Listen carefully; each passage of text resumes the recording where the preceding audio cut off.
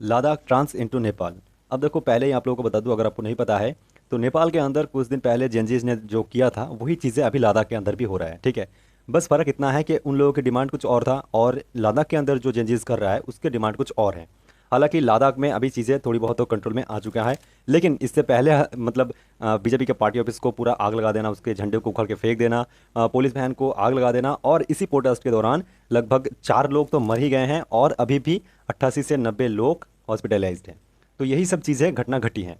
आज के इस एपिसोड में हम अलग से बात करेंगे कि भाई इसके पीछे रीज़न क्या है, जिम्मेदार कौन है, उन लोगों की डिमांड आखिर क्या है, लेकिन हमारी गवर्नमेंट क्या कर रही है इसके पीछे, सोनम वांगचुक का क्या कहना है, और सीबीआई ने जो सबसे बड़ी यहाँ पर आरोप लगाया है कि भाई बाहर से, मतलब पाकिस्तान से हो सकता है या फिर चाइना से हो सकता है, जो फंडिंग आ रहा है लद्दाख के अंदर ताकि प्रोटेस्ट हो सके। यही सब चीज़ों के ऊपर हम आज डिस्कस करेंगे, वो भी डीपली, ठीक है।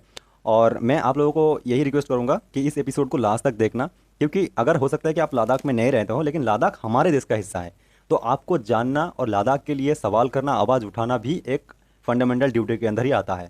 आई होप आप मेरी बात को समझें। तो फर्स्ट ऑफ ऑल आज हम बात करेंगे कि भाई आखिर प्रोटेस्ट क्यों चल रहा है लद्दाख के अंदर। तो देखो, लद्दाख में ना बहुत दिन से प्रोटेस्ट चल रहा है, वो आज से नहीं चल रहा है, बहुत दिन से चल रहा है। लेकिन वो अलग बात है कि भाई हमारे देश के जो मीडिया सेल्स हैं, जो गवर्नमेंट ऑफिशियल्स हैं, जो गवर्नमेंट जो हैं अभी फिलहाल रूलिंग गवर्नमेंट, वो खैर मतलब घास नहीं देता इन सभी चीज़ों के ऊपर, मतलब वो नज़रअंदाज करते हैं बस, ठीक है। क्योंकि देखो, 15 दिन से सोनम वांगचुक अपने लोगों के साथ लद्दाख के अंदर बैठा हुआ है, वो हंगर स्ट्राइक कर रहे हैं, कुछ खा नहीं रहे हैं, कुछ पी नहीं रहे हैं, बस बैठे हुए हैं। और देश की मीडिया, देश की जो पार्टी, रूलिंग पार्टी है, गवर्नमेंट है, उनकी अटेंशन खींचना चाहते हैं। लेकिन यहाँ पर हमारी मीडिया क्या कर रही है, वो धर्म के ऊपर डिबेट कर रही है। हमारी गवर्नमेंट ऑफिशियल क्या कर रही है, वो अपने इलेक्शन को लेकर व्यस्त है भाई। वो रैलीज कर रहे हैं, ठीक है, बिहार में 36 बार जा रहे हैं, मणिपुर पे जा रहे हैं, और भी काफ़ी सारी चीज़ें वो कर रहे हैं।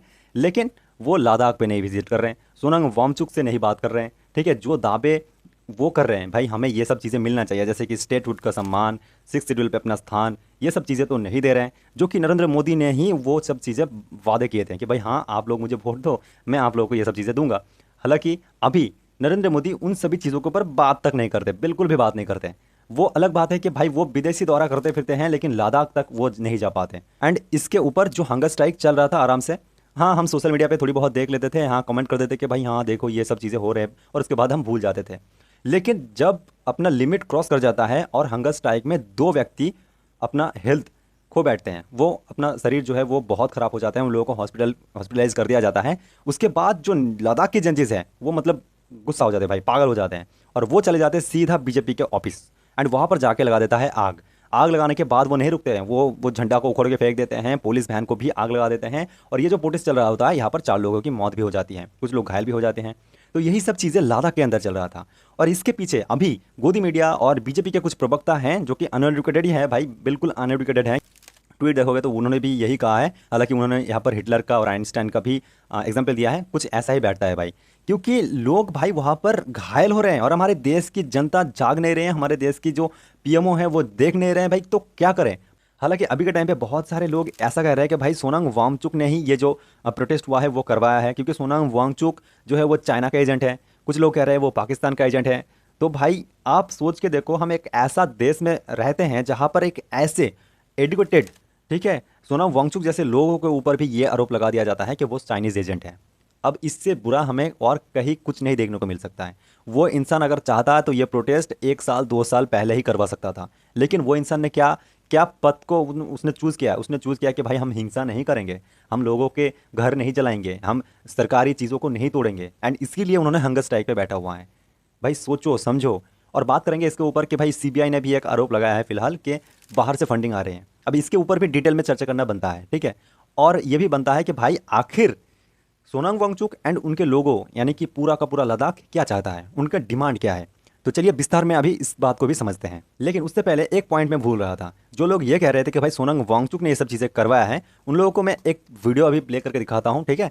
और सोनम वांगचुक का ही वीडियो है, आप लोगों ने अगर नहीं देखा है तो एक बार फिर से देख लीजिए कि उनका क्या कहना है। क्या उन्होंने ही ये प्रोटेस्ट करवाया है, क्या उन्होंने ही अपने लोगों को बोला है कि जाओ तुम बीजेपी के ऑफिस तोड़ो, लोगों की पुलिस के जो वैन होता है उसको आग लगा दो, क्या उन्होंने ही बोला है, या फिर कोई और रीज़न है। चलिए सुनते हैं पहले उसको। गाड़ियों को पुलिस के आग लगा दी गई। इससे पहले मैं आपको ये बताऊं कि कल यहाँ पर जो 35 दिन के अनशन पे बैठे थे उनमें से 2 लोग अस्पताल में उन्हें ले जाना पड़ा बहुत गंभीर स्थिति में।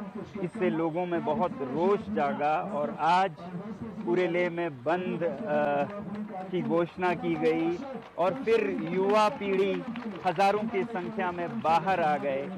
कुछ लोग सोचते हैं कि ये हमारे समर्थक थे। मैं कहूँगा हमारे समर्थक से ज़्यादा, हालांकि समर्थक पूरा लद्दाख है इस मुद्दे पर लद्दाख के, मगर ये युवा पीढ़ी का बड़ास था एक तरह।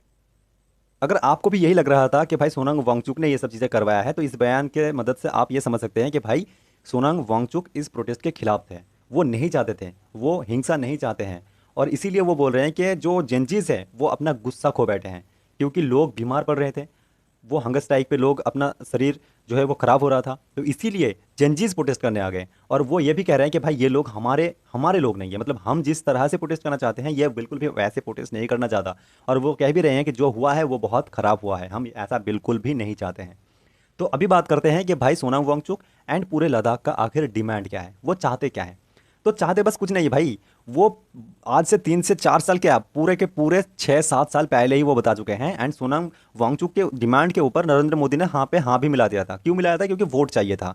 सोनांग वांगचुक ने बस यह कहा था कि भाई हमने अपना जो स्टेट था, मतलब जम्मू और कश्मीर को अलग अलग कर दिया गया था लद्दाख से, एंड उन दोनों को यूनियन टेरिटरीज बना दिया गया था 2019 में, ठीक है, अक्टूबर के महीने में। लेकिन उसके बाद सोनांग वांगचुक ने कहा कि हमें स्टेट का सम्मान चाहिए, हम और जो जितने भी बाकी सारे स्टेट हैं हमारे भारत के अंदर, उन सभी का जो सम्मान है, जो स्टेट बना हुआ है, हमें भी एक स्टेट बना दो। लेकिन हमारे जो गवर्नमेंट है वो नहीं चाहता। अब क्यों नहीं चाहता मैं बाद में बात करता हूँ उसके बारे में। और एक चीज़ जो सोनांग वांगचुक डिमांड करते हैं वो है कि 6 शेड्यूल में हमें स्थान दो। अब 6 शेड्यूल और स्टेट सम्मान से पहले हमें थोड़ा बहुत लद्दाख के बारे में भी जानना पड़ेगा। देखो लद्दाख ना एक बहुत खूबसूरत सा जगह है, ठीक है, हमारे पूरे देश के अंदर one of the most pretty and beautiful place. क्यों? क्योंकि यहाँ का जो बायोडाइवर्सिटी है बहुत अलग है। अगर लद्दाख के बारे में तुम्हें जानना है तो जो लड़का सपना देखता है कि भाई एक मन पसंदीदा बाइक होगा और लद्दाख का टूर होगा सोलो या फिर दोस्तों के साथ, सिर्फ वही बता सकता है। लद्दाख का नाम भी यही है कि भाई लद्दाख का मीनिंग भी यही है कि एक ऐसी जगह जहाँ पर पासेस हैं, ठीक है, वैलीज़ हैं कुछ ऐसे, वहाँ पर बहुत सारी चीज़ें हैं, बहुत सारी पशुएं हैं, बहुत सारे कल्चरल इवेंट हैं, एंड उन चीज़ों के ऊपर गवर्नमेंट का हाथ होता है, सेंट्रल गवर्नमेंट का। लेकिन वो लोग चाहते हैं कि हमारी जो संस्कृति है, हमारी जो कल्चरल चीज़ें हैं वो हम प्रोटेस्ट करेंगे, हम हमारे देखभाल खुद कर सकते हैं, हम हमारे जो शासन है, हमारे आइन सभा होंगे, स्टेट गवर्नमेंट होंगे, हम सब चीज़ें अपने आप में ही रख सकते हैं ठीक ठाक। हमें गवर्नमेंट, सेंट्रल गवर्नमेंट की जो इंटरफेरेंस है वो बिल्कुल भी नहीं चाहते हैं। और हम ये भी नहीं चाहते कि बाहर की घुसपैठियाँ हमारे जगह पे घुसे और हमारी जगहों को नष्ट करें। सोनांग वांगचुक 2024 से ऑन करते हुए आ रहे हैं कि भाई खतरा है, क्योंकि चाइनीज़ लोग जो है वो आ रहे हैं और हमारे ही गांव के पास ही में वो भी गांव बसा रहे हैं। कैसे बसा सकता है? क्योंकि वो अपना लैंड, हमारे देश का लैंड, लद्दाख का लैंड कब्जा कर रहे हैं। लेकिन हमारे देश बस पाकिस्तान से ही भिड़ना जानते हैं, हमारे देश के लोगों को बस पाकिस्तान से ही फर्क पड़ता है। हमें ये नहीं पता कि भाई चाइनीज़ भी अग्रेसन कर रहा है, वो भी हमारे तरफ आता हुआ आ रहा है, लेकिन हमें उससे कुछ फ़र्क पड़ता नहीं है, क्योंकि हमें बस ये दिखाना है कि भाई हम देखो पाकिस्तान को दबा के रख रहे हैं। तो ये सब चीज़ों के ऊपर बहुत दिनों से डिबेट होता हुआ आ रहा है। सोनांग वांगचुक अड़े हुए हैं कि भाई हमें 6 शेड्यूल में जगह दो, आर्टिकल 244 के तहत हमें भी 6 शेड्यूल में जगह दो, जबकि जहाँ पर अभी आसाम है, मेघालय है, मिजोरम है, इन सभी स्टेट की तरह हमें भी जगह मिलना चाहिए। अब देखो सीबीआई ने ना एक बहुत इंपॉर्टेंट सा मुद्दा उठाया है, ठीक है, मुद्दा तो नहीं कहूँगा मैं, आरोप लगाया है कि लद्दाख के अंदर जो प्रोटेस्ट हुआ है उसके पीछे जो फंडिंग आ रहा है वो फॉरेन से आ रहा है। मतलब लद्दाख के लोगों ने ये प्रोटेस्ट नहीं किया है, ये प्रोटेस्ट किया है बाहर के लोगों ने फंडिंग दे के, लोगों को पैसे दे के। और एक चीज़ जो बीजेपी वाले कह रहे हैं कि भाई इस प्रोटेस्ट के पीछे लद्दाखियों का कोई भी हाथ नहीं है, वो कुछ नहीं जानते। ये प्रोटेस्ट किया है कांग्रेसी ने, मतलब कांग्रेस के जो समर्थक हैं वो लोग करवा रहे हैं, ये प्रोटेस्ट कर रहा है। चलो मैं कुछ देर के लिए मान लेता हूँ कि भाई लद्दाख में कांग्रेस ने प्रोटेस्ट किया है, कुछ देर के लिए ये भी मान लिया कि भाई बाहर से फंडिंग आ रहा है और प्रोटेस्ट हो रहा है। ये सब चीज़ों को तुम साइड पे रखो ना, तुम सोनांग वांगचुक के लिए क्या कहना चाहते हो वो तो कहो। पिछले 15 दिन से 15 से भी ज़्यादा दिन से वो इंसान अपने लोगों को लेके वहाँ पर बैठा हुआ है।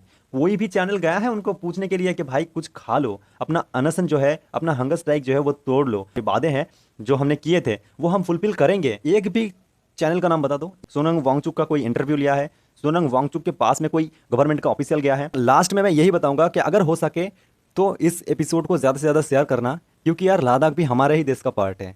अगर तुम मणिपुर के साथ जो हुआ था वही करोगे तो भाई बहुत ज़्यादा बड़ी भूल करोगे, क्योंकि मणिपुर भी हमारा ही देश का पार्ट था और लद्दाख भी हमारा ही देश का पार्ट है। लद्दाख का बायोडाइवर्सिटी, लद्दाख का कल्चरल इवेंट, लद्दाख का जो ऐतिह्य है, जो संस्कृति है, जो उसका नेचुरल इम्पैक्ट है हमारे देश के लिए, वो बहुत ज़्यादा इंपॉर्टेंस रखता है, ठीक है। और टूरिज़्म अलग से। और जो ट्राइबल लोग हैं, जो आदिवासी लोग हैं, उनके लिए भी तो हमें ही सोचना है ना भाई। अगर आप किसी के लिए नहीं सोचोगे तो भाई वो भी तुम्हारे लिए नहीं सोचेगा। तो जाहिर सी बात है भाई, लद्दाख के लिए हमें सोचना है, क्योंकि लद्दाख हमारे ही देश का पार्ट है। बाकी यार तुम लोगों का क्या ओपिनियन है वो ज़रूर से कमेंट करना है तुम्हें। ज़्यादा से ज़्यादा इस एपिसोड को शेयर करना है अपने दोस्तों के साथ, अपने फैमिलीज के साथ। और हो सके तो चैनल को सब्सक्राइब जरूर से कर लेना, पहली बार के लिए बोल रहा हूँ क्योंकि ये मेरा सेकंड वीडियो है। बाकी मिलते हैं एक और न्यू वीडियो में, न्यू एपिसोड के साथ। तब तक के लिए अपना ख्याल रखना और दूसरों का भी ख्याल रखना।